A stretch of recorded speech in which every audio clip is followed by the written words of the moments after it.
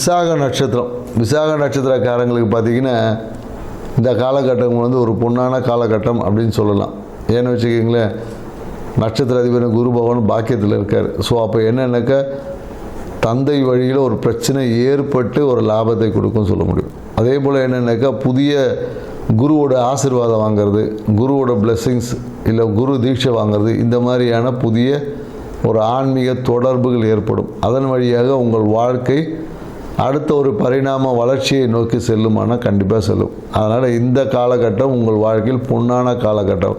ஆனாலும் இவங்களுடைய மனம் வந்து ஏதோ ஒரு அழுத்தத்திலே இருக்கும். குறிப்பாக இவங்களுக்கு என்னென்னாக்கா இந்த ஜீரணம் சார்ந்த பிரச்சனைகள் வந்து இருக்கும். குறிப்பாக அதுலேயும் இன்னும் சொல்ல போனோன்னா என்னக்கா சில பேருக்கு நிறைய இந்த மூலம் சொல்ல பைல்ஸு இந்த மாதிரியான பிரச்சனைக்கு. அதனால் நீங்கள் என்ன பண்ணணுன்னா குறிப்பாக விசாக நட்சத்திரக்காரங்க பச்சை மிளகாய் சாப்பிடுவதை தவிர்த்துக்கணும். பச்சை மிளகாய் சாப்பிட்டிங்கன்னா அந்த காரம் எப்படி சுருன்னு ஏறுதோ அதே மாதிரி உங்களோட பிரச்சனைகளும் உக்கிரம் அடையும். ஸோ அதனால் பச்சை மிளகாய் சாப்பிடாமல் இருக்கிறது தான் உங்களுக்கு பரிகாரமே.